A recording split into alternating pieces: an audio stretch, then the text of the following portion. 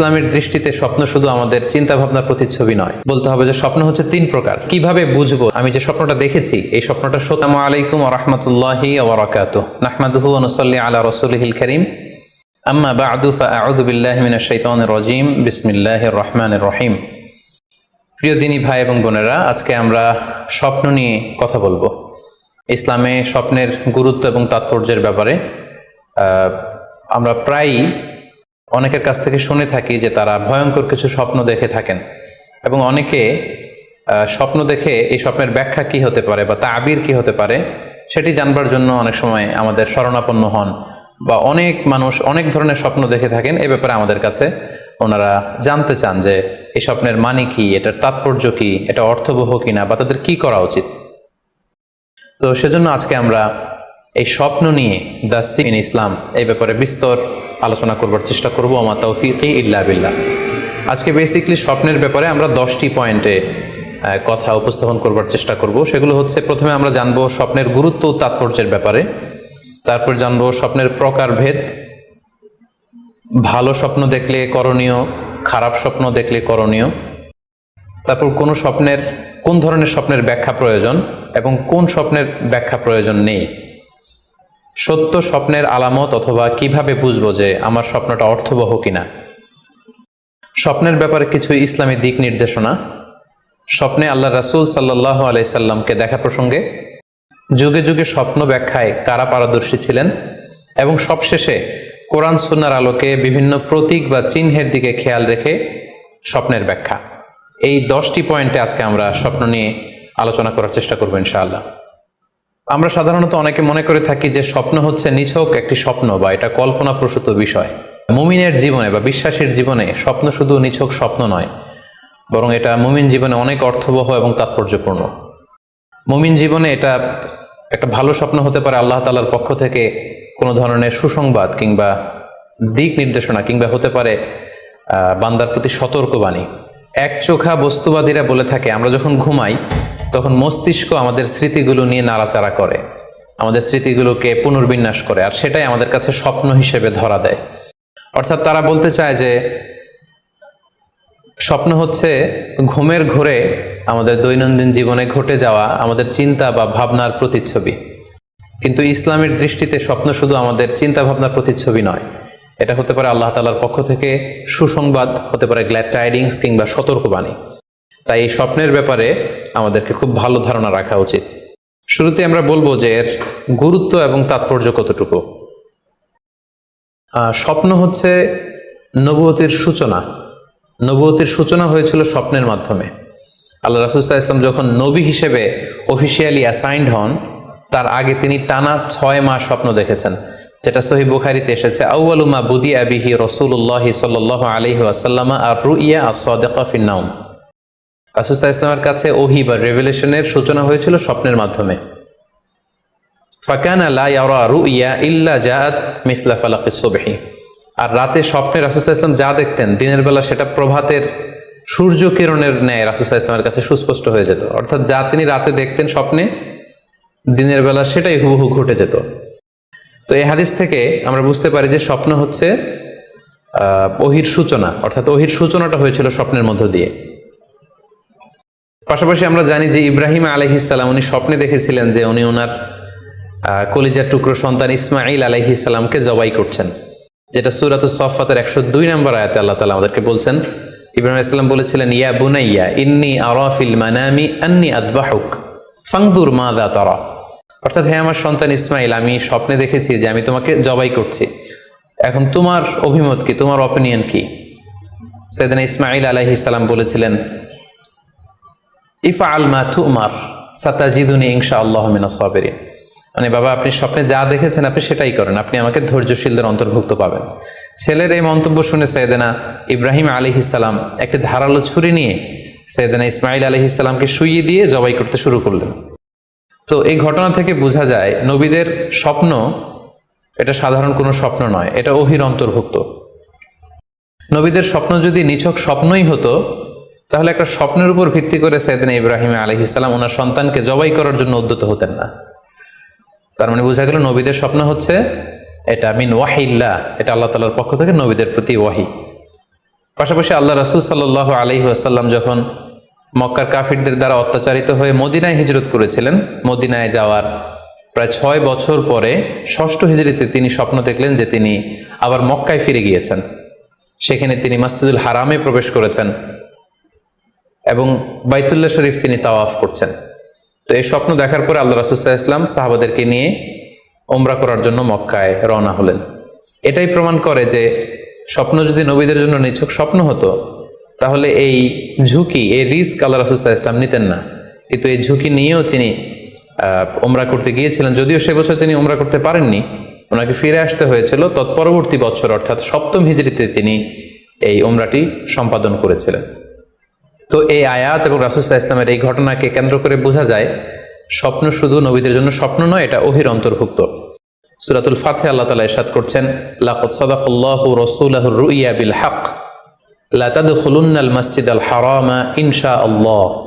অর্থাৎ আল্লাহ তাআলা আপনার স্বপ্নকে হে নবী অবশ্যই সত্যায়ন করবেন এবং অচিরে ইনশাআল্লাহ আপনি মসজিদুল হারামে উমরা করার জন্য প্রবেশ করবেন। তাহলে প্রথমে আমরা জানলাম যে নবীদের কাছে ওহীর সূচনা, বিশেষ করে রাসূল সাল্লাল্লাহু আলাইহি ওয়াসাল্লামের কাছে ওহীর সূচনা হয়েছিল স্বপ্নের মধ্যে দিয়ে। এরপর আমরা জানলাম নবীদের স্বপ্ন নিছক স্বপ্ন নয়, এটা ওহীর অন্তর্ভুক্ত। এই পর্যায়ে আমরা জানবো যে বিশ্বাসীদের জন্য, যারা মুমিন, তাদের জন্য স্বপ্নের গুরুত্ব কতটুকু। সেক্ষেত্রে আমরা সহিহ বুখারীর একটা হাদিস উল্লেখ করতে পারি, যেখানে আল্লাহ রাসূল সাল্লাল্লাহু আলাইহি ওয়াসাল্লাম বলেছেন, লাম ইয়াবকা মিনান নবুওয়াতি ইল্লাল মুবাশশিরাত।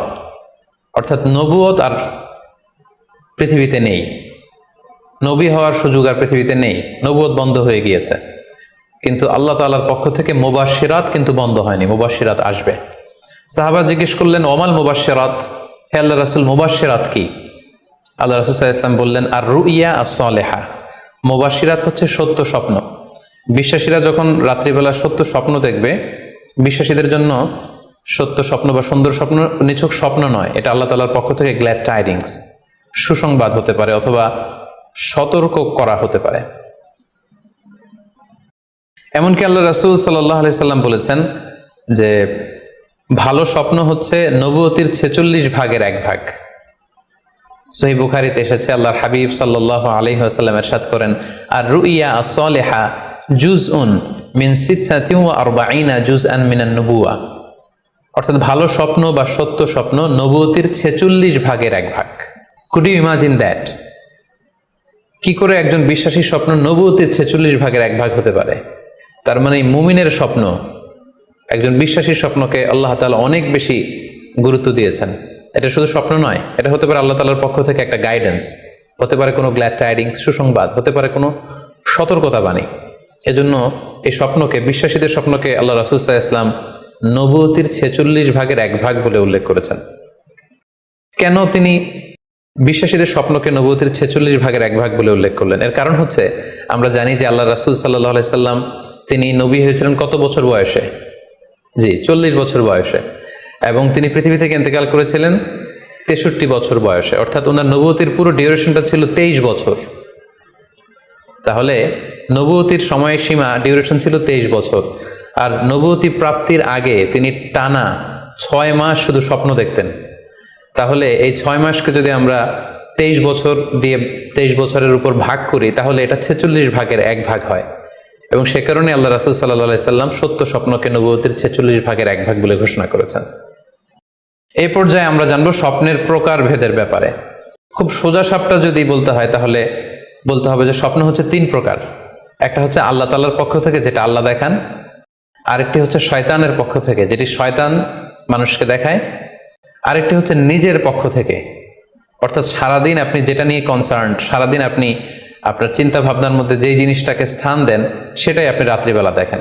অর্থাৎ দিনের বেলা হয়তো কেউ খেলাধুলা নিয়ে খুব ব্যস্ত, সে খুব ফুটবল পছন্দ করে, সারাদিন ফুটবল খেলে। দেখা যাবে যে রাতের বেলাও সে স্বপ্নে দেখছে যে সে ফুটবল খেলছে, অথবা স্টেডিয়ামে যে সে ফুটবল খেলা দেখছে।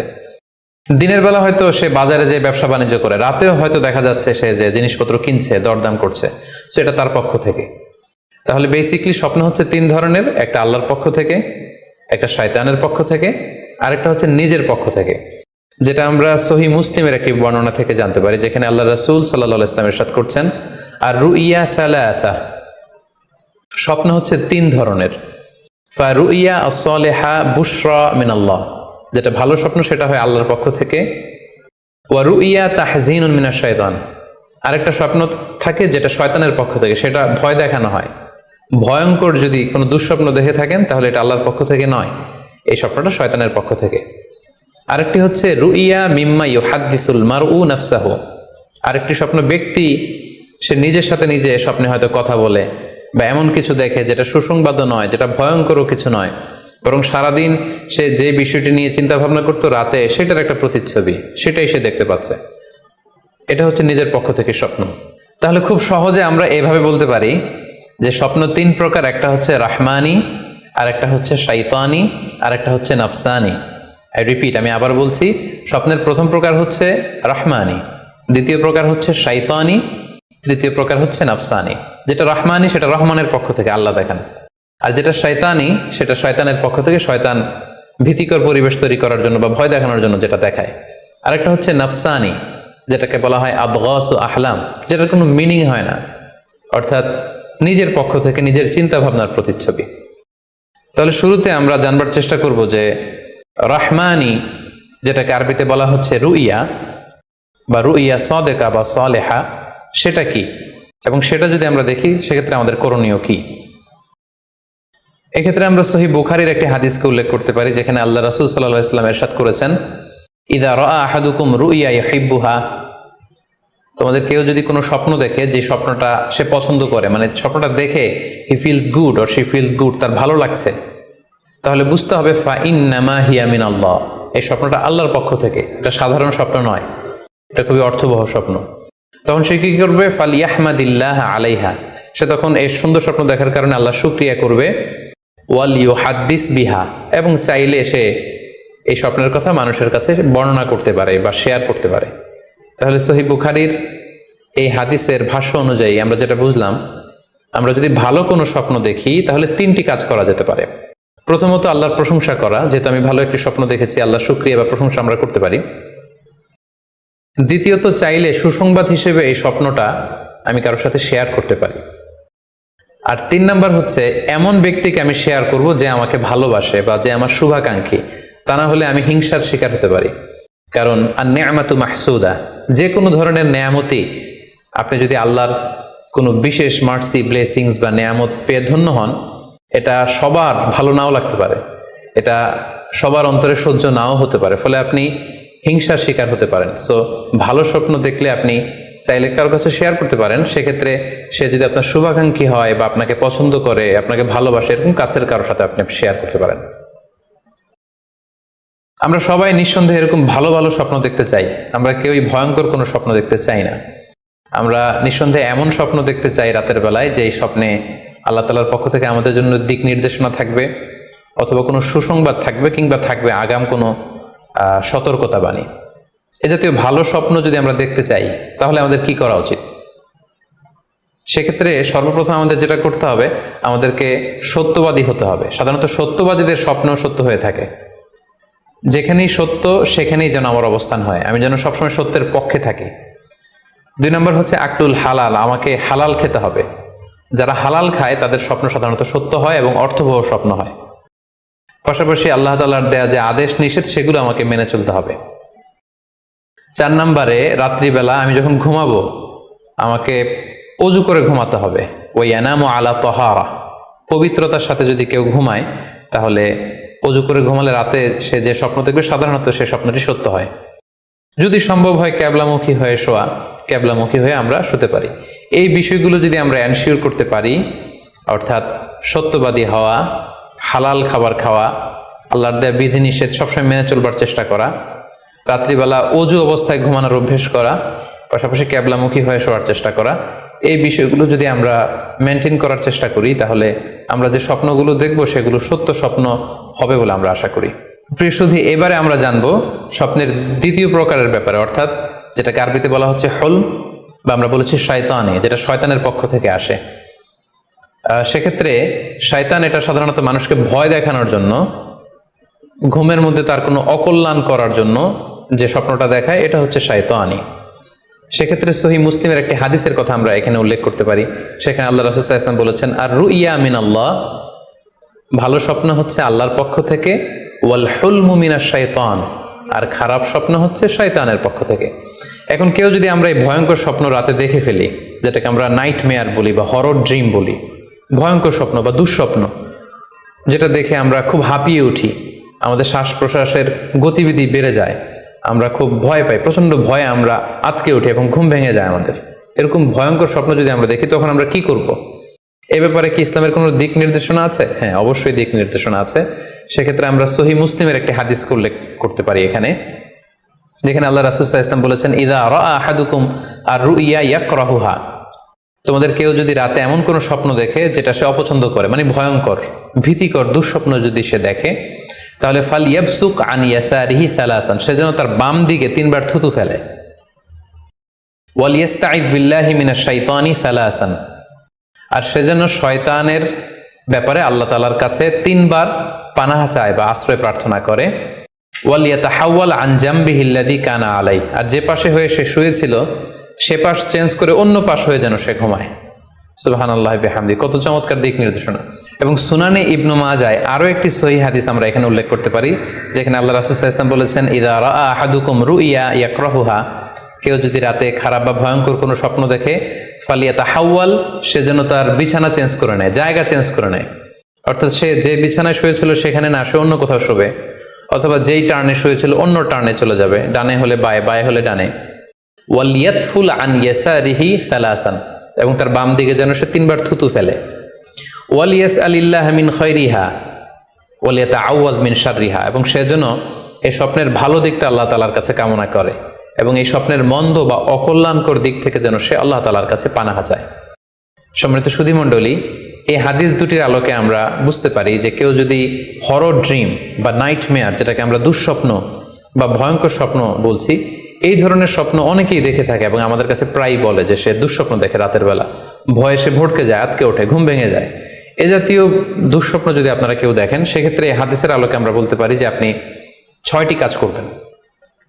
1 নম্বর হচ্ছে আপনি বাম দিকে 3 বার থুতু ফেলবেন। 2 নম্বর হচ্ছে 3 বার আপনি তাআউজ পড়বেন, অর্থাৎ আপনি পড়তে পারেন আউযু বিল্লাহি মিনাশ শাইতানির রাজিম, অর্থাৎ হে আল্লাহ, আমি বিতাড়িত শয়তানের ব্যাপারে আপনার কাছে পানাহ চাচ্ছি। অথবা আপনি পড়তে পারেন আউযু বিল্লাহি মিন শাররিহা, হে আল্লাহ, আমি এই শয়তানের অকল্যাণকর বা যে এভিল সাইড আছে, খারাপ দিক আছে, এই ব্যাপারে আমি আপনার কাছে পানাহ চাচ্ছি। 3 বার আপনি এটা পড়বেন। 3 নম্বরে আপনি যদি আপনার ঘুমকে আবারও কন্টিনিউ করতে চান, তাহলে বা দিকে থেকে যদি স্বপ্ন দেখেন, তাহলে আপনি ডান দিকে টার্ন করবেন। আপনি ডান কাতে ঘুমাচ্ছিলেন এরকম যদি হয়, তাহলে বাম দিকে আপনি সরে যাবেন, অথবা যেখানে শুয়েছিলেন ওই জায়গাটা চেঞ্জ করে অন্য কোথাও শোবেন। 4 নাম্বার হচ্ছে আপনি যদি ঘুম আর কন্টিনিউ করতে না চান, তাহলে আপনি অজু করে ফেলবেন। তাৎক্ষণিক আপনি আপনার ঘুম যদি আপনি কন্টিনিউ করতে না চান, অজু করে ফেলবেন এবং 2 রাকাত সালাত আদায় করবেন।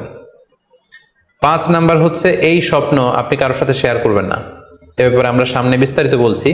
ভয়ঙ্কর স্বপ্ন দেখলে সাধারণত কারোর সাথে শেয়ার করবেন না। যদি শেয়ার করতে হয়, তাহলে প্রলিফিক স্কলার, ভালো আলেম, যার এলেম আছে, যার আমল আছে, এরকম লোক, কিংবা আপনার ওয়েল উইশার যারা আছে, আপনার শুভাকাঙ্ক্ষী, এরকম কারোর সাথে শেয়ার করতে পারেন।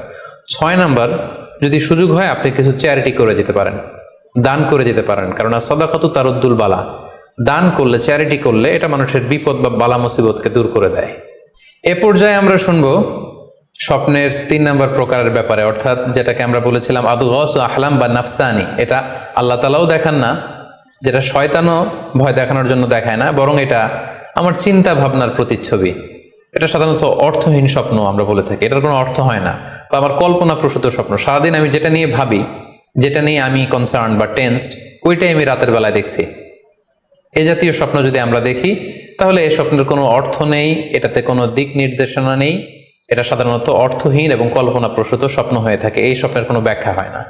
সম্মানিত সুধী, এ পর্যায়ে আমরা জানবো যে কোন স্বপ্নের ব্যাখ্যার প্রয়োজন হয় এবং কোন স্বপ্নের কোনো ব্যাখ্যার প্রয়োজন হয় না। সাধারণত ব্যাখ্যা প্রয়োজন হয় কি হয় না, এদিক থেকে স্বপ্ন 2 ধরনের। এক হচ্ছে সরিহ, মানে ডিরেক্ট ড্রিম, যেটা সুস্পষ্ট, অর্থাৎ রাতে আপনি যা স্বপ্নে দেখেছেন দিনের বেলা সেটাই ঘটতে দেখেছেন। আপনি রাতে স্বপ্ন দেখলেন আপনার কোনো একজন কাছের লোক মারা গিয়েছে, এরপরের দিন আপনি শুনলেন আসলেই সেই ব্যক্তিটি মারা গিয়েছে। অথবা রাতের বেলা আপনি কোনো একটা ঘটনা দেখলেন, তারপরের দিন সেই ঘটনাটাই আপনি ঘটতে দেখলেন। এটাকে বলা হয় ডিরেক্ট ড্রিম, মানে সুস্পষ্ট এবং সারিহ, একেবারে স্পষ্ট স্বপ্ন। এটার কোনো ব্যাখ্যার প্রয়োজন হয় না, কারণ আপনি যা দেখেছেন সেটাই ঘটেছে। আরেকটা প্রকার হচ্ছে গয়রু সরিহ, মানে যেটা স্পষ্ট নয়, ইনডিরেক্ট ড্রিম, যেটা অস্পষ্ট। এটা হচ্ছে সিম্বলিক বা আইকনিক ড্রিম।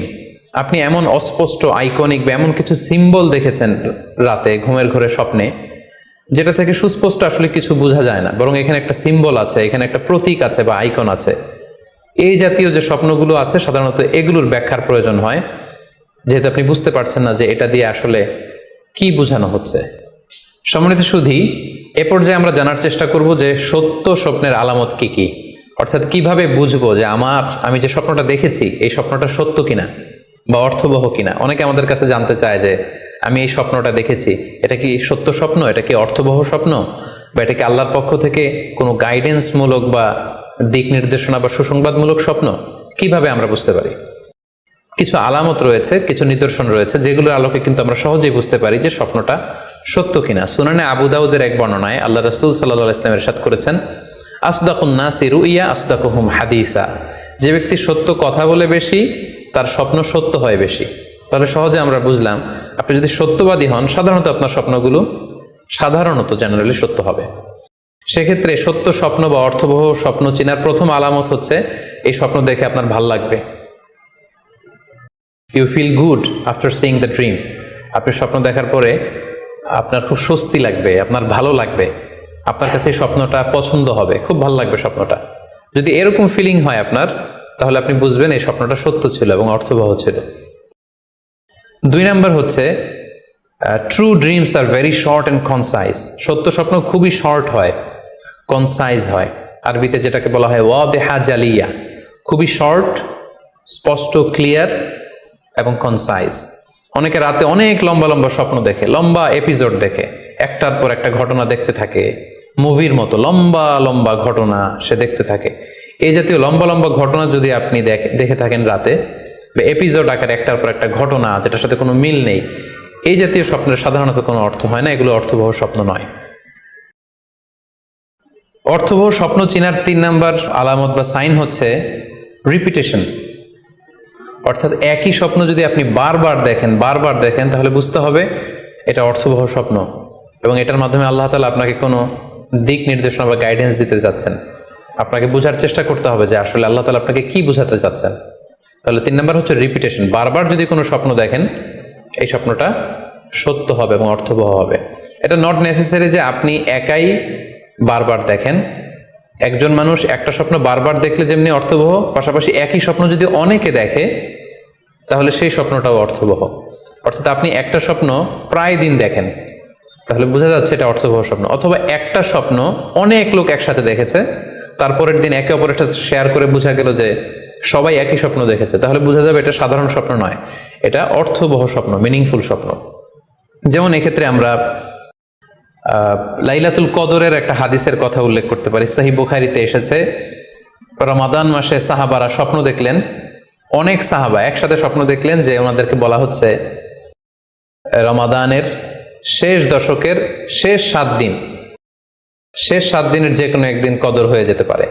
ওনারা সবাই এসে সাহাবা রিদওয়ানুল্লাহি তাআলা আলাইহিম আজমাইন আল্লাহ রাসূল সাল্লাল্লাহু আলাইহি ওয়াসাল্লামের কাছে বললেন, ইয়া রাসূলুল্লাহ, আমি স্বপ্নে দেখেছি যে বলা হচ্ছে কদরের জন্য রমজানের শেষ 7 দিনকে তালাশ করতে। আরেকজন এসে একই কথা বললো যে, ইয়া রাসূলুল্লাহ, আমি দেখেছি রমজানের শেষ 7 দিনে কদর হতে পারে।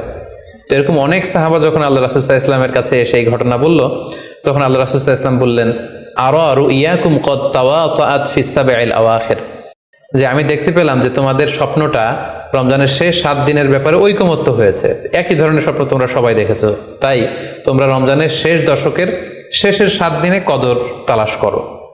রমজানের শেষ দশকের শেষ 7 দিনে কদর হয়ে যাওয়ার সম্ভাবনা বেশি। সেই বুখারীর এই হাদিসের আলোকে কিন্তু আমরা বুঝতে পারলাম যে একটি স্বপ্ন, একই ধরনের ঘটনা যদি অনেকে দেখে তাহলে এটা অর্থবহ। পাশাপাশি এক্ষেত্রে আমরা আজানের হাদিসটি উল্লেখ করতে পারি। আমরা এখন নামাজের আগে যে আজান দেয়া হয়, শুরুর দিকে কিন্তু সাহাবাদের আজানের পদ্ধতি জানা ছিল না। তখন সাহাবারা আল্লাহ রাসূল সাল্লাল্লাহু আলাইহি ওয়াসাল্লামের সাথে কনসাল্ট করছিলেন যে কিভাবে আজান দেওয়া যায়। অর্থাৎ কিভাবে ঘোষণা দেয়া যায় সালাতের জন্য। একজন সাহাবা বলল, আমরা আগুন জ্বালিয়ে দিব, আগুনের ধোঁয়া দেখে মদিনার সবাই বুঝবে যে এখন সালাতের সময়, তো সবাই চলে আসবে। আরেকজন বলল, না, প্রতিদিন আগুন জ্বালানো এটা নিরাপদ না, বরং আমরা খ্রিস্টানদের মতো বেল বাজিয়ে দিব, একজন বেল রিঙ্গার রাখবো, যে ঘন্টা বাজালে ঘন্টার আওয়াজ শুনে খ্রিস্টানদের মতো চার্চে যেন লোকজন আসে, বাকিরা সবাই নামাজ পড়তে চলে আসবে। তো এক একজনের এক এক পরামর্শ শুনে আল্লাহ রাসূল সাল্লাল্লাহু আলাইহি ওয়াসাল্লাম কোনো সিদ্ধান্তে আসতে পারলেন না। তারপরের দিন একজন সাহাবা চমৎকার একটি স্বপ্ন দেখলেন। তিনি স্বপ্নে দেখলেন, ওনার নাম হচ্ছে আব্দুল্লাহ ইবনে যায়েদ ইবনে আব্দে রব্বি। উনি স্বপ্নে দেখলেন যে একজন লোক, খুব সম্ভবত ফেরেশতা হবেন, তার গায়ে দুইটা সবুজ রঙের জামা এবং তার হাতে বেল, ঘন্টা। তখন তিনি ওনাকে জিজ্ঞেস করলেন, আপনি কি ঘন্টা বিক্রি করেন? তখন স্বপ্নে সেই লোকটি বলল, ঘন্টা দিয়ে তুমি কি করবে? তো সাহাবী বললেন যে ঘন্টা দিয়ে আমরা নামাজের জন্য আহ্বান করব। তো স্বপ্নে সেই সবুজ কাপড় পরিহিত লোক বলল যে ঘন্টার চাইতেও যদি চমৎকার একটা আইডিয়া তোমার সাথে শেয়ার করি, সেটাকে তুমি শুনবে? সাহাবী বললেন, হ্যাঁ, শুনবো। তখন তিনি বললেন, ঘন্টা না বাজিয়ে তোমরা উঁচু একটা জায়গায় দাঁড়িয়ে আল্লাহু আকবার, আল্লাহু আকবার, আল্লাহু আকবার, আল্লাহু আকবার, আশহাদু আল্লা ইলাহা ইল্লাল্লাহ, আশহাদু আন্না মুহাম্মাদুর রাসূলুল্লাহ, এই বাক্যগুলো তোমরা বলবে। এই বাক্যগুলোর মধ্য দিয়ে আল্লাহর বরত্বের ঘোষণা হবে, রাসূল সাল্লাল্লাহু আলাইহি ওয়াসাল্লামের রিসালাতের ঘোষণা হবে, মানুষকে চমৎকার বাক্যে নামাজের দিকে ডাকাও হবে, ফলে লোকজন নামাজেও চলে আসবে। এই চমৎকার কথা শুনে সাহাবা তো অবাক হয়ে গেল, ওনার ঘুম ভেঙে গেল। উনি সকালবেলা আল্লাহ রাসূল সাল্লাল্লাহু আলাইহি ওয়াসাল্লামের কাছে এসে পুরো ঘটনা শোনালেন যে একজন লোককে আমি দেখলাম হাতে ঘন্টা, আমি বললাম ঘন্টা কিনবো সালাতের আহ্বানের জন্য, তিনি আমাকে এই কয়েকটা বাক্য শিখিয়ে বললেন ঘন্টা না বাজিয়ে এই বাক্যগুলো দিয়ে আহ্বান করলে কেমন হয়। আল্লাহ রাসূল সাল্লাল্লাহু আলাইহি ওয়াসাল্লাম এই স্বপ্নের কথা শুনে তিনি অভিভূত হলেন। তিনি বললেন, তুমি ঠিকই দেখেছ, তুমি সঠিক স্বপ্ন দেখেছ। যেহেতু বেলালের কণ্ঠ খুব দরাজ, বেলালকে ডাকো, আমাদের ঘন্টাও বাজানোর দরকার নেই, আগুন জ্বালানোর দরকার নেই, বেলালকে বাক্যগুলো মুখস্থ করিয়ে দাও। বেলাল মসজিদে নববীর পাশে দাঁড়িয়ে আওয়াজ করে এই আজান দিবে, এই ঘোষণা দিবে। এই আজান শুরু হলো। বেলাল রাদিয়াল্লাহু তাআলা আনহু একটা উঁচু জায়গায় দাঁড়িয়ে আল্লাহু আকবার, আল্লাহু আকবার বলে তিনি আজান দিতে শুরু করলেন। এই বাক্যগুলো শুনে সাইয়েদনা ওমরে ফারুক দৌড়াতে দৌড়াতে আল্লাহ রাসূল সাল্লাল্লাহু আলাইহি ওয়াসাল্লামের কাছে আসলেন। এসে বললেন, ইয়া রাসূলুল্লাহ, বেলাল এই বাক্যগুলো কোত্থেকে শিখেছে? গত রাতে তো আমি দেখেছি যে আমাকে একজন লোক বলেছে যে তোমরা এই বাক্যগুলোকে ব্যবহার করে লোকজনকে সালাতের জন্য আহ্বান করো। আল্লাহ রাসূল সাল্লাল্লাহু আলাইহি ওয়াসাল্লাম শুনে অবাক হলেন। অর্থাৎ ওই সাহাবী ঠিক যেমন স্বপ্ন দেখেছেন, ইসলামের দ্বিতীয় খলিফা সাইয়েদনা ওমর ফারুক রাদিয়াল্লাহু তাআলা আনহু উনিও একই স্বপ্ন দেখেছেন। তার মানে একই স্বপ্ন যদি একাধিক লোকজন দেখে থাকে, সেটা যেমনি অর্থবহ, আবার আপনি একাও যদি একটি স্বপ্ন বারবার বারবার দেখেন, সেটাও অর্থবহ। আমরা আজান যে কিভাবে ইন্ট্রোডিউস হলো মুসলিম কমিউনিটির মধ্যে, এই হাদিসের আলোকে বুঝতে পারি যে কোনো স্বপ্ন আপনি বারবার দেখলে বা অনেকে একই স্বপ্ন দেখলে সে স্বপ্নটা অর্থবহ হবে।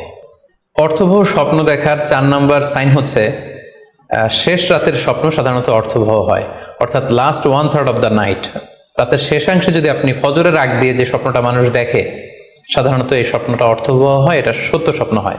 কারণ এই টাইমে আল্লাহ তাআলা প্রথম আকাশে নেমে আসেন বা মনোনিবেশ করেন এবং ডাকতে থাকেন, কার রিজিকের দরকার আমি রিজিক দেব, কার অর্থের দরকার আমি অর্থ এর ব্যবস্থা করে দেব, কার কি দরকার আমার কাছে চাও, অসুস্থরা আমি তাদেরকে সুস্থ করে দেব।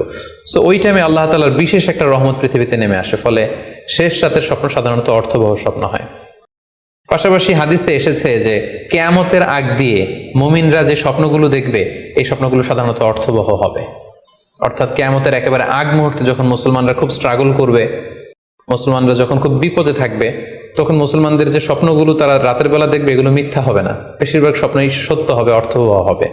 যেটা আমরা সহিহ বুখারীর একটা হাদিস থেকে জানতে পারি, যেখানে আল্লাহ রাসূল সাল্লাল্লাহু আলাইহি ওয়াসাল্লাম ইরশাদ করেছেন, ইযা ইকতারাবা যামানু লাম তাকাদ রুইয়াল মুমিনি তাকযিব, অর্থাৎ কিয়ামতের সময় যত ঘনিয়ে আসবে, কাছাকাছি আসবে, মুমিন বা বিশ্বাসীদের স্বপ্ন ঠিক তত সঠিক হতে থাকবে। মুমিনদের তখনকার স্বপ্ন বেশিরভাগই সত্য হবে, সেটা মিথ্যা হবে না।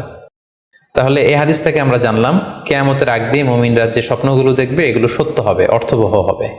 এ পর্যায়ে আমরা জানবার চেষ্টা করব যে স্বপ্নের ব্যাপারে কিছু ইসলামিক দিক নির্দেশনা রয়েছে। আমরা যদি এই দিক নির্দেশনাগুলো, গাইডেন্সগুলো মেনে চলি, তাহলে স্বপ্ন নিয়ে আমাদের খুব একটা কনফিউশনে থাকতে হবে না। সেক্ষেত্রে প্রথম গাইডলাইন হচ্ছে অপ্রয়োজনে স্বপ্ন অন্যের সাথে শেয়ার না করা। Do not mention the dream for interpretation except a prolific scholar or any well wisher to you. কেউ যদি খুব বড় আলেম হয়ে থাকেন, শায়েখ হয়ে থাকেন, তার এলম আছে, আমল আছে, এরকম কারো কাছে শেয়ার করতে পারেন। অথবা আপনার শুভাকাঙ্ক্ষী আপনাকে ভালো অ্যাডভাইস করতে পারে, আপনাকে পছন্দ করে, এরকম লোক ছাড়া কারো কাছে স্বপ্ন শেয়ার করা যাবে না। সুনানে তিরমিজিতে স্বপ্ন অন্যের সাথে শেয়ার না করার ব্যাপারে একটি হাদিস এসছে, যেখানে আল্লাহ রাসূল সাল্লাল্লাহু আলাইহি সাল্লাম বলেছেন, লা ইয়াকুসুহা ইল্লা আলা ওয়াদ্দিন, অর্থাৎ যে তোমাকে পছন্দ করে এমন কারো কাছে ছাড়া স্বপ্ন শেয়ার করবে না। অথবা আউজি রাইন, এমন লোক যে ডিসিশন দিতে পারে, he can advise you, he can provide you the right decision, এরকম লোক যদি আপনার কাছের শুভাকাঙ্ক্ষীদের মধ্যে থেকে কেউ থেকে থাকে, আপনি তার সাথে শেয়ার করতে পারেন। ওয়ালা ইউহাদ্দিসু বিহা ইল্লা লাবিবান আও হাবিবান, সে আপনার হাবিব, সে আপনার বন্ধু, সব কাছের লোক, বজম ফ্রেন্ড, আপনার শুভ কামনা করে সব সময়, এই জাতীয় লোকের কাছে আপনি স্বপ্ন শেয়ার করতে পারেন। অনেক বর্ণনায় এসেছে ওয়ালা ইয়াকুসুর রুইয়া ইল্লা আলা আলিমিন আও নাসিহ, স্বপ্ন শেয়ার করতে হলে ভালো আলেমের কাছে শেয়ার করো, অথবা নাসিহ, যে তোমাকে ভালো অ্যাডভাইস করতে পারবে, উপদেশ দিতে পারবে, এরকম কারো কাছে শেয়ার করো, অন্য কারো কাছে নয়। সুনানে তিরমিজিতে এ ব্যাপারে একটি বাব রচনা করা হয়েছে, যে বাবু লা তাকুসুর রুইয়া ইল্লা আলা আলিম আও নাসিহ, আলেম বা শুভাকাঙ্ক্ষী নসিহতকারী ছাড়া কারো কাছে স্বপ্ন শেয়ার করা যাবে না। এর কারণ হচ্ছে, আমরা আগেই বলেছি যে আপনি স্বপ্নে যদি ভালো কিছু দেখে থাকেন, এটা এমন কারো কাছে যদি শেয়ার করেন যে আপনাকে পছন্দ করে না, তাহলে আপনি হিংসার শিকার হতে পারেন। সেক্ষেত্রে আমরা সূরা ইউসুফের 5 নম্বর আয়াতের কথা খেয়াল করতে পারি, যেখানে ইউসুফ আলাইহিস সালাম বলেছিলেন যে ইয ক্বালা ইউসুফু লি আবিহি ইয়া আবাতি ইন্নী রাআইতু আহাদা আশারা কাওকাবান ওয়া শামসা ওয়াল কমারা রাআইতুহুম লি সাজিদিন ক্বালা ইয়া বুনাইয়া লা তাকসুস রুইয়াকা আলা ইখওয়াতিকা ফায়াকিদু লাকা কাইদা। ছোট্ট ইউসুফ আলাইহিস সালাম তিনি স্বপ্নে দেখলেন যে চন্দ্র, সূর্য এবং আকাশের 11টা তারা সবকিছু ওনার সম্মানের সিজদায় লুটিয়ে পড়েছে। তো ইয়াকুব আলাইহিস সালাম ওনার ছেলেকে বললেন যে বাবা ইউসুফ, খবরদার, সাবধান, এই স্বপ্নের কথা তুমি তোমার ভাইদেরকে বলতে যেও না। যদি তুমি তোমার ভাইদের সাথে এই চমৎকার স্বপ্নের কথা শেয়ার করো, তাহলে ফায়াকিদু লাকা কাইদা, তারা তোমাকে নিয়ে হিংসা করবে, ষড়যন্ত্র করবে। তাহলে আমরা বুঝলাম যে যার তার কাছে চাইলে আমরা স্বপ্ন শেয়ার করতে পারবো না, বরং এক্ষেত্রে বুঝে শুনে সাবধানে শেয়ার করতে হবে। এক্ষেত্রে মুস্তাদরাকে হাকিমে একটি চমৎকার হাদিস উল্লেখ হয়েছে, সেটি হচ্ছে কেন যে কারো কাছে স্বপ্ন শেয়ার করা যাবে না, করলে সমস্যা কি। সেক্ষেত্রে বলা হয়েছে যে ফাইন্না রুইয়া তাকাউ আলা মা তুআব্বার, অর্থাৎ স্বপ্নের ব্যাখ্যা তেমনই হয়ে থাকে যেমন এটার ব্যাখ্যা করা হয়। এই ব্যাপারটা কিন্তু সাধারণ কোনো কথা নয়। আপনি একজনের কাছে যার কোনো জ্ঞান নেই স্বপ্নের ব্যাপারে, হুট করে তার কাছে স্বপ্নের ব্যাখ্যা জানতে চাইলেন, আর তিনিও হুট করে এমন একটা ব্যাখ্যা করে দিল, ফলে দেখা যাবে উনি যেটা ব্যাখ্যা করেছেন সেটাই ঘটবে আপনার জীবনে। সো স্বপ্নের কথা যে কারো কাছে বলতে নেই। ফাইন্না রুইয়া তাকাউ আলা মা তুআব্বার, কেননা স্বপ্নের ব্যাখ্যা তেমন হয়ে থাকে যেমন এটার ব্যাখ্যা করা হয়। সো ব্যাখ্যা যদি কেউ করতে চান, আপনি ভালো ব্যাখ্যা করবেন, জেনে শুনে বুঝে তার শুভাকাঙ্ক্ষী হয়ে সুন্দর ব্যাখ্যা করবেন, কেননা খারাপ কোনো ব্যাখ্যা করে দিলে সেই ব্যাখ্যাই হয়ে যেতে পারে। স্বপ্নের কথা কেন যে কোনো মানুষের কাছে শেয়ার করতে নেই, তার কারণ হিসেবে আমরা সুনানে দারমির একটি হাদিসকে এখানে উল্লেখ করতে পারি, যে হাদিসটিকে ইবনে হাজার আল আসকালানি উনি ওনার ফাথুল বারিতে হাসান বলে উল্লেখ করেছেন। আল্লাহ রাসূল সাল্লাল্লাহু আলাইহি ওয়াসাল্লামের কাছে মদিনাতে প্রায় একজন নারী এসে স্বপ্নের ব্যাখ্যা জানতে চাইতেন। সে নারী বলতেন যে ইয়া রাসূলুল্লাহ, আমি প্রায় স্বপ্নে দেখি যে আমার ঘরের একটি পিলার ভেঙে গিয়েছে এবং আমি অন্ধ সন্তান প্রসব করেছি। এই নারীর স্বামী ছিল ব্যবসায়ী এবং সারা বছর ব্যবসার কারণে বিভিন্ন জায়গায় তিনি ঘুরে বেড়াতেন, এবং যখন ফিরে আসতেন যাওয়ার সময় তিনি স্ত্রীকে প্রেগনেন্ট অবস্থায় রেখে যেতেন, অর্থাৎ গর্ভবতী, আর এই বাচ্চাকে পেটে নিয়ে এই নারী সবসময় এই স্বপ্ন দেখতে থাকতেন। তো রাসূল সাল্লাল্লাহু আলাইহি ওয়াসাল্লাম স্বপ্নের ব্যাখ্যা বললেন, তুমি চিন্তা করো না, তোমার স্বামী সহি সালামতে ফিরে আসবে এবং তুমি সুন্দর সন্তান প্রসব করবে, ভালো সন্তান। এভাবেই চলছিল, যতবার তার স্বামী ফিরে আসে, সুস্থভাবে ফিরে আসে এবং সে সুন্দর সন্তান জন্ম দিচ্ছিল।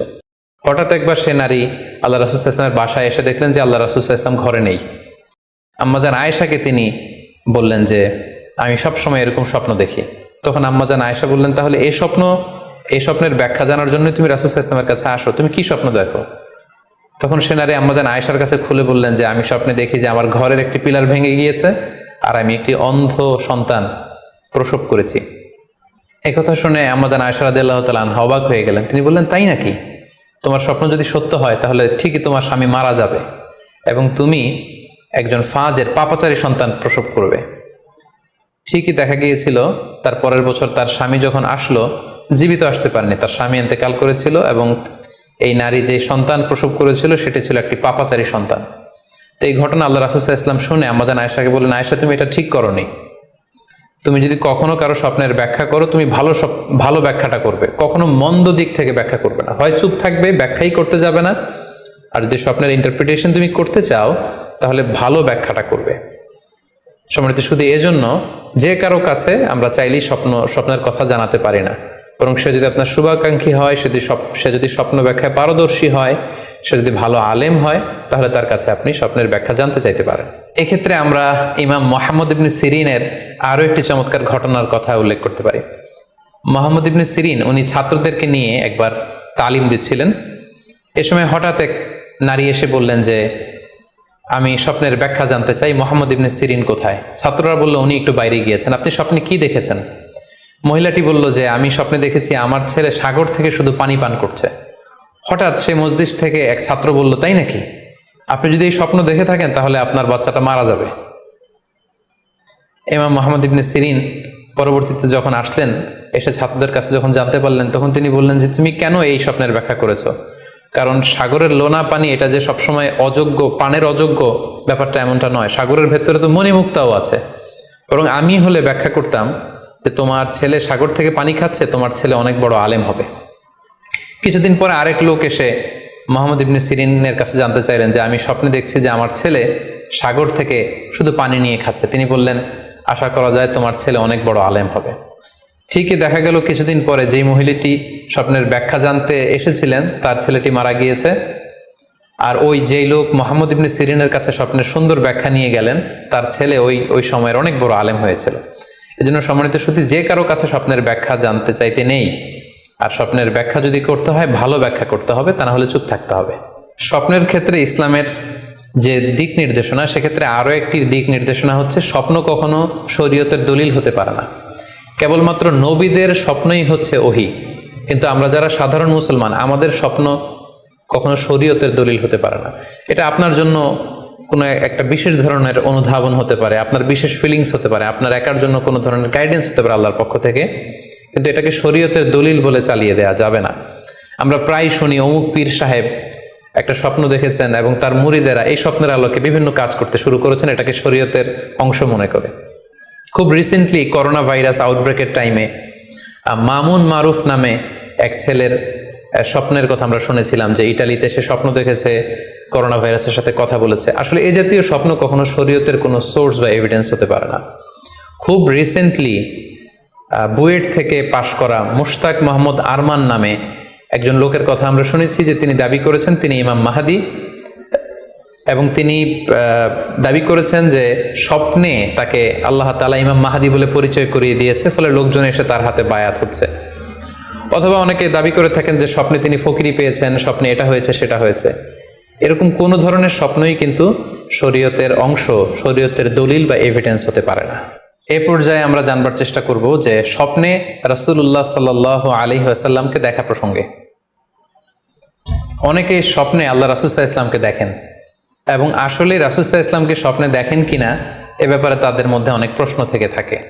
এক্ষেত্রে আমরা সহিহ বুখারীর একটি চমৎকার হাদিস উল্লেখ করতে পারি, যেখানে আল্লাহ রাসূল সাল্লাল্লাহু আলাইহি ওয়াসাল্লাম ইরশাদ করেছেন, মান রাআনি ফিল মানামি ফাকাদ রাআনি, যে আমাকে স্বপ্নে দেখলো, আল্লাহ রাসূল সাল্লাল্লাহু আলাইহি ওয়াসাল্লাম নিজে বলছেন যে আমাকে স্বপ্নে দেখলো সে আসলেই আমাকেই দেখলো। কারণ ফাইন্না শাইতানা লা ইয়াতামাসসালু ফি সূরাতি, শয়তান কখনো আমার আকৃতি, আমার শেপ ধারণ করতে পারে না।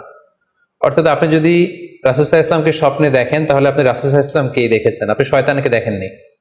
কারণ শয়তান কখনো রাসূল সাল্লাল্লাহু আলাইহি ওয়াসাল্লামের আকৃতি ধারণ করতে পারে না। তাহলে এই হাদিসের আলোকে আমরা বুঝলাম শয়তান কখনো আল্লাহ রাসূল সাল্লাল্লাহু আলাইহি ওয়াসাল্লামের আকৃতি বা শেপ ধারণ করতে পারে না।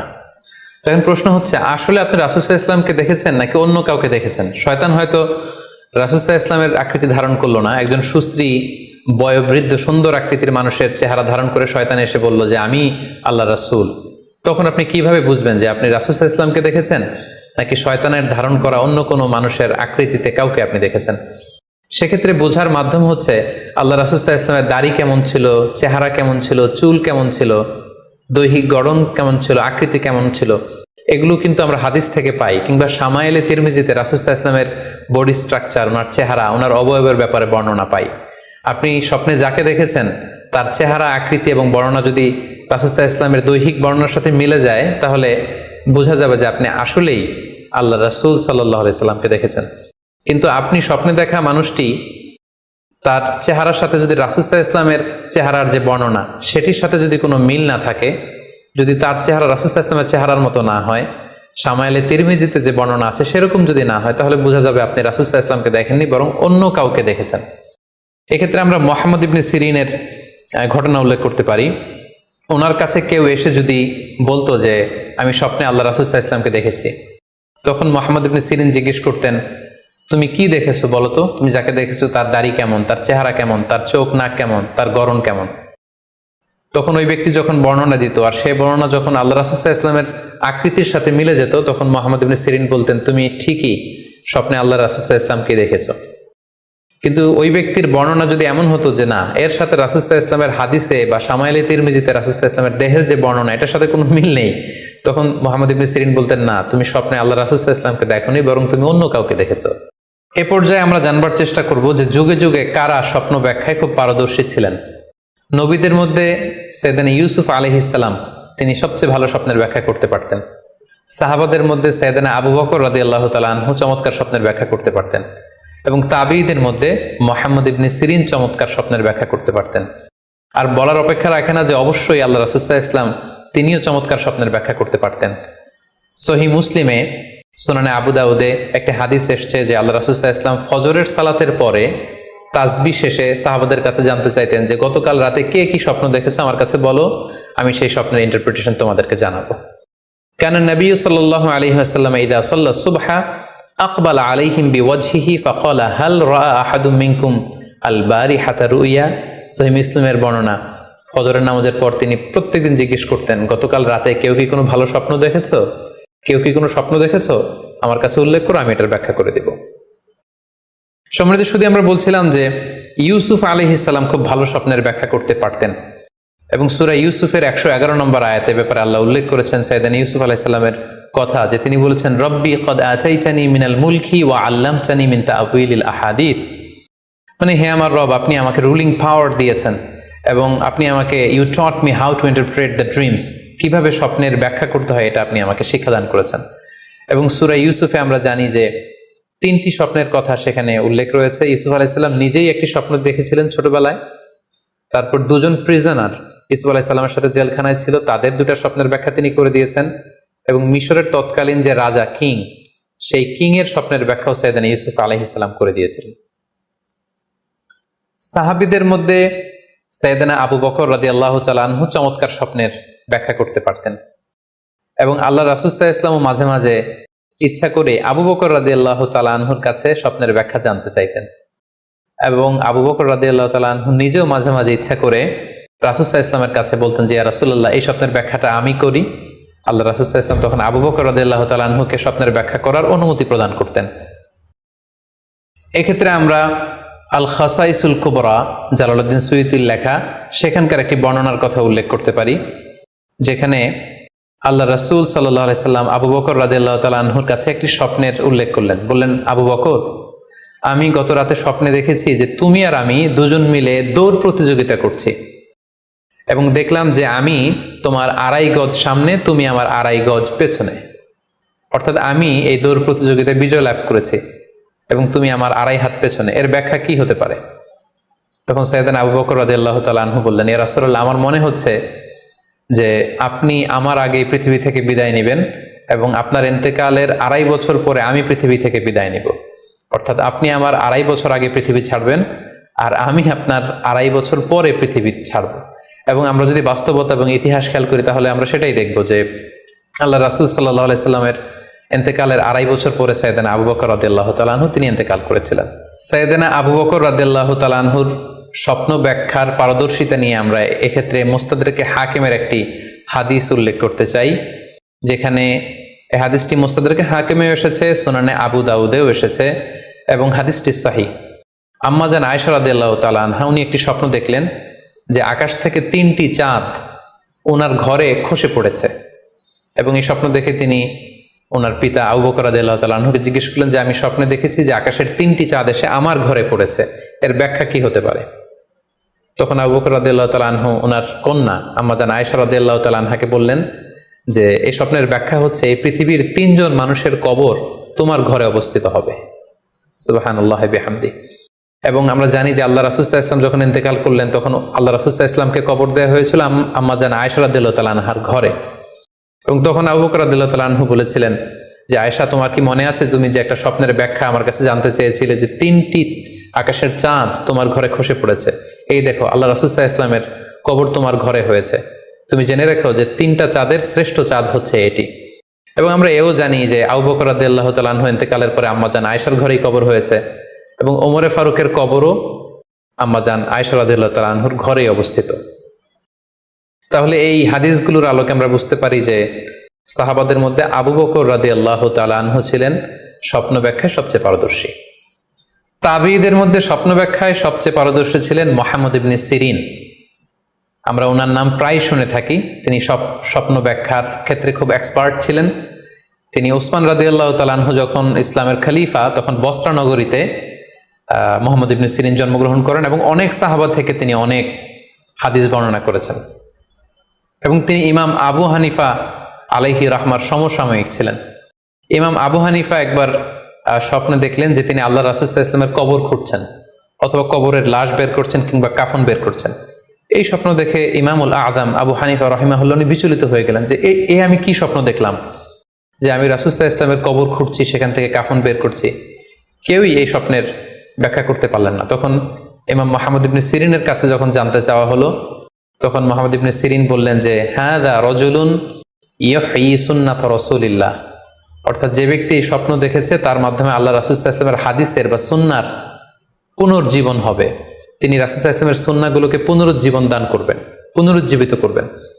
এবং বাস্তবে আমরা এটাই দেখেছি যে ইমাম আবু হানিফার চিন্তা, ওনার থট, ওনার মাযহাব গোটা বিশ্বে সমৃদ্ধি লাভ করেছে, মানুষ এটাকে গ্রহণ করেছে। ওনার বুদ্ধিবৃত্তিক যে চিন্তা, ওনার ফিকহি ইস্তেমবাদগুলো গোটা বিশ্বে আল্লাহ রাসূল সাল্লাল্লাহু আলাইহি ওয়াসাল্লামের হাদিসগুলোকে আরো প্রাণবন্তভাবে মুসলিম উম্মার কাছে রিপ্রেজেন্ট করেছে। আমরা আপাত দৃষ্টিতে মনে হচ্ছিল যে এটা একটা খারাপ স্বপ্ন, যে ইমাম আবু হানিফা তিনি রাসূল সাল্লাল্লাহু আলাইহি ওয়াসাল্লামের কবর খুঁড়ছেন, লাশ বের করছেন বা কাফন বের করছেন। কিন্তু মুহাম্মদ ইবনে সিরিন চমৎকার ব্যাখ্যা করেছেন যে হাযা রাজুলুন ইউহয়ি সুন্নাত রাসূলিল্লাহ, এই লোক তো এমন লোক হবে যে রাসূল সাল্লাল্লাহু আলাইহি ওয়াসাল্লামের সুন্নাহকে পুনরুজ্জীবন দান করবে। এই পর্যায়ে আমরা জানবার চেষ্টা করব যে কোরআন সুন্নাহর আলোকে বিভিন্ন সিম্বল বা প্রতীক বা চিহ্নের দিকে খেয়াল রেখে স্বপ্নের ব্যাখ্যা করা। আমরা বলেছিলাম যে কিছু কিছু স্বপ্ন আছে খুব সফিস্টিকেটেড, সিম্বলিক বা আইকনিক, যেখানে কোনো ইঙ্গিত দেয়া হচ্ছে, ইঙ্গিত বহ, এবং যেটার ইন্টারপ্রিটেশন না করলে এটা দিয়ে আসলে কি বোঝানো হচ্ছে এটা বোঝা যায় না। সেক্ষেত্রে কোরআন সুন্নাহর আলোকে, স্কলারদের অভিজ্ঞতার আলোকে কিছু আইকন বা সিম্বল, এগুলোর মিনিং কি হতে পারে সে ব্যাপারে আমরা জানবার চেষ্টা করব। এক্ষেত্রে আমরা বলবো যে কেউ যদি স্বপ্নে রশি দেখে, স্বপ্নে যদি সে রশি দেখে তাহলে এটা গুড সাইন। এটা কেমন যেন আল্লাহর সাথে একটা প্রতিশ্রুতির সাথে সম্পৃক্ত, কারণ আল্লাহ তাআলা কোরআনে ইরশাদ করেছেন ওয়াতাসিমু বিহাবলিল্লাহি জামিআ। আরবিতে রশি আরবি হচ্ছে হাবল, মানে ওয়াতাসিমু বিহাবলিল্লাহি জামিআ, তোমরা আল্লাহর রজ্জু বা রশিকে আঁকড়ে ধরো। তাহলে রশি দেখা মানে এখানে আমরা আল্লাহর ওয়াদাগুলো যেন পূরণ করি, আল্লাহর আনুগত্য যেন আমরা প্রপারলি করতে পারি, এটা ইঙ্গিত করছে। এরপর স্বপ্নে যদি আমরা কাক দেখি, এটা সাধারণত একটা নেগেটিভ সাইন বহন করে, কারণ কাককে আল্লাহ রাসূল সাল্লাল্লাহু আলাইহি ওয়াসাল্লাম ফাসিক বা ফুয়াইসিক বলেছেন। সো আমরা যদি স্বপ্নে কাক দেখি এটাকে আমরা পজিটিভ কোনো সাইন মনে না করে নেগেটিভ সাইন মনে করতে পারি। তৃতীয়ত, আমরা যদি স্বপ্নে লম্বা কাপড় দেখি এটা গুড সাইন। কারো গায়ে যদি লম্বা জামা থাকে তাহলে এটা গুড সাইন, আর খাটো জামা থাকলে সাধারণত এটা নেগেটিভ সাইন। এক্ষেত্রে আমরা সহিহ বুখারীর একটি হাদিসকে উল্লেখ করতে পারি। আল্লাহর হাবিব সাল্লাল্লাহু আলাইহি ওয়াসাল্লাম বলেছেন যে আমার সামনে অনেক মানুষকে পেশ করা হলো, তাদের কারো জামা নাভি পর্যন্ত, কারো জামা হাঁটু পর্যন্ত, কারো জামা পা পর্যন্ত। আর সেক্ষেত্রে ওমরে ফারুককে দেখলাম যে এত লম্বা জামা পরে সে হেঁটে যাচ্ছে, সে তার জামা টেনে টেনে নিয়ে যাচ্ছে। তো সাহাবারা বললেন মা আউয়ালতাহু ইয়া রাসূলুল্লাহ, হে আল্লাহর রাসূল, আপনার এই স্বপ্ন থেকে আপনি কি বোঝাতে চাইলেন? আল্লাহ রাসূল সাল্লাল্লাহু আলাইহি ওয়াসাল্লাম বললেন আউয়ালতুহু আদ-দীন, এটা দ্বারা আমি দিনদারি বোঝাতে চাইলাম। অর্থাৎ যার জামা লম্বা তার মানে তার তাকওয়া বেশি বা তার দিনদারি বেশি। আর স্বপ্নে যদি কারো জামা খুব ছোট খাটো বা জামাহীন অবস্থায় কাউকে দেখা হয়, এটা সাধারণত তার দিনদারি কমে যাচ্ছে বা তার তাকওয়া is decreasing day after day, এটার একটা সাইন বহন করে। পাশাপাশি দুধ, স্বপ্নে যদি কেউ দেখে সে দুধ খাচ্ছে, এটা একটা ভালো সাইন। স্বপ্নে দুধ খেতে যদি দেখা হয় তাহলে তার জ্ঞান বৃদ্ধি পাবে বলে এটা একটা সাইন বা আলামত বহন করে। সেক্ষেত্রেও আমরা বুখারীর একটা হাদিস উল্লেখ করতে পারি, যেখানে আল্লাহ রাসূল সাল্লাল্লাহু আলাইহি ওয়াসাল্লাম একটা স্বপ্নের কথা সাহাবাদেরকে শেয়ার করছিলেন। তিনি বললেন যে আমাকে এক বাটি দুধ দেয়া হলো, আমি সেখান থেকে দুধ খেলাম, তারপর দেখলাম যে আমার আঙ্গুল থেকে দুধ বের হচ্ছে, আর সেখানে যে অবশিষ্ট দুধ রয়ে গেল সেটা আমি ওমরে ফারুকের মুখে দিলাম। ওমরে ফারুক সে অবশিষ্ট দুধটা খেলো। এই স্বপ্নের কথা শুনে সাহাবারা বললেন, মা আউয়ালতা বিহি ইয়া রাসূলুল্লাহ, হে আল্লাহ রাসূল, এটা দিয়ে আপনি কি ব্যাখ্যা করলেন? ফামা আউয়ালতাহু ইয়া রাসূলুল্লাহ, আল্লাহ রাসূল সাল্লাল্লাহু আলাইহি ওয়াসাল্লাম বললেন, আল ইলম, এটা দিয়ে আমি জ্ঞানের ব্যাখ্যা করেছি। অর্থাৎ দুধ হচ্ছে জ্ঞানের প্রতীক। দুনিয়াতেও তো আমরা দেখি যে দুধ হচ্ছে সুষম একটা খাবার, খাদ্যের পুষ্টিগুণের 6টি গুণাগুণ দুধের মধ্যে পাওয়া যায়। সো কেউ যদি স্বপ্নে দেখেন যে তিনি দুধ পান করছেন, আশা করা যায় এটা তার জন্য ভালো সাইন, তার জ্ঞান বাড়বে বলে আমরা ধারণা করতে পারি। এবার স্বপ্নে যদি কেউ দেখে যে সে আজান দিচ্ছে, এটাও ভালো সাইন। স্বপ্নে আজান দেয়া এটা সাইন হচ্ছে সে হয়তো অচিরে হজ করতে যাবে। হজের সাথে আজানের কি সম্পর্ক? এর কারণ হচ্ছে সূরা হজ্জে আল্লাহ তাআলা সাইয়েদনা ইব্রাহিম আলাইহিস সালামকে যখন বলেছিলেন যে তুমি হজ শুরু করো, তখন তিনি বলেছিলেন, ইব্রাহিম তুমি আজান দাও, ওয়াআযিন ফিন নাসি বিল হজ ইয়াতুকা রিজালা ওয়া আলা কুল্লি দামির ইয়াতিনা মিন কুল্লি ফাজ্জিন আমিক। অর্থাৎ হে ইব্রাহিম তুমি আজান দাও। ইব্রাহিম আলাইহিস সালাম বললেন, কোথায় আজান দিব? চারদিকে তো মরুভূমি। আল্লাহ তাআলা বললেন, ইব্রাহিম তুমি আজান দাও, এই আজানের আওয়াজ বা শব্দ পৃথিবীর সবার কানে আমি পৌঁছে দেব। তো সাইয়েদনা ইব্রাহিম আলাইহিস সালাম তখন হজের আজান দিলেন বা ঘোষণা দিলেন। আজান শব্দের অর্থ হচ্ছে অ্যানাউন্স, টু অ্যানাউন্স, মানে ঘোষণা দেয়া। সো আপনি যদি স্বপ্নে দেখেন যে আপনি আজান দিচ্ছেন বা কেউ আজান দিচ্ছে, তাহলে সে অচিরে হজ করবে বা হজ রিলেটেড কোনো একটা ব্যাখ্যা হতে পারে। এভাবে আজানকে হজের সাথে সম্পৃক্ত করা হয়েছে এবং এটা ভালো একটি স্বপ্ন। এবার স্বপ্নে যদি কেউ গর্ত দেখে যে সে গর্ত খুঁড়ছে বা তার জন্য কেউ গর্ত করছে, এটা ষড়যন্ত্রের সাথে সম্পৃক্ত। কেননা আরবি প্রবাদে আছে যে মান হাফারা হুফরাতান ওয়াকা ফিহা, কেউ যদি কারোর জন্য গর্ত করে তাহলে সেই গর্তে সে নিজে আগে পড়বে। তাহলে গর্ত করা মানে অনেকটা কারো বিরুদ্ধে শত্রুতা করা বা ষড়যন্ত্র করার একটা চিহ্ন বহন করে।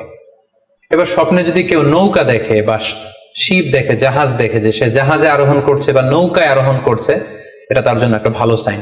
সে কোনো বিপদ থেকে মুক্তি পাবে বলে ধারণা করা যেতে পারে।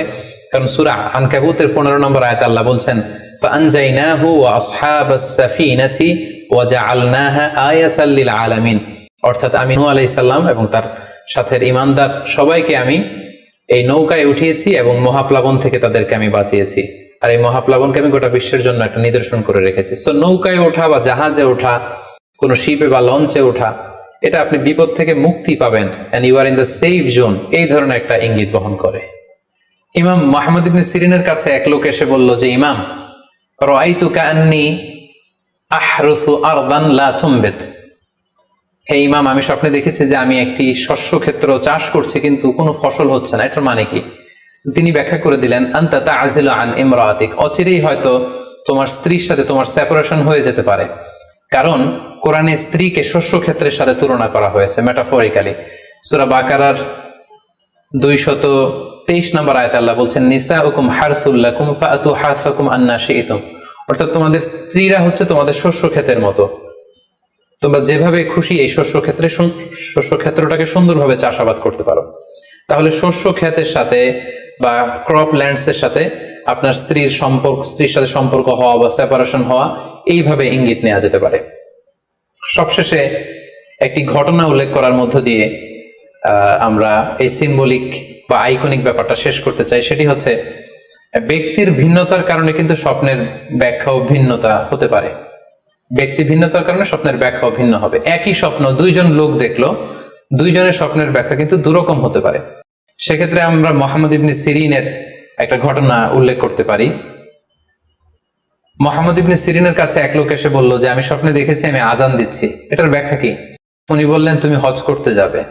তার কিছুদিন পরে আরেক লোক এসে একই স্বপ্ন দেখলো, তিনি বললেন যে, আমি স্বপ্নে দেখেছি যে আমি আজান দিচ্ছি। তো তিনি বললেন, চুরিতে তোমার হাত কাটা যাবে।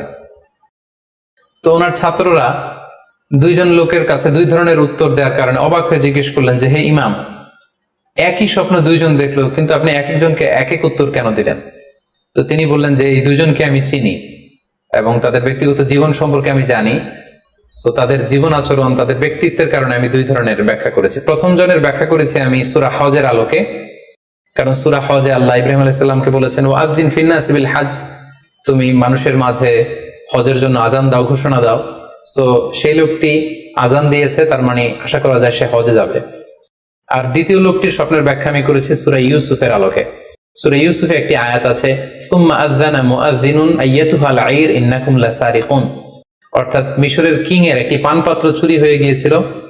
ইউসুফ আলাইহিস সালাম ইচ্ছা করে সেটা তার ভাই ইয়ামিনের খাদ্যের প্যাকেটের ভেতরে ঢুকিয়ে দিয়েছিলেন।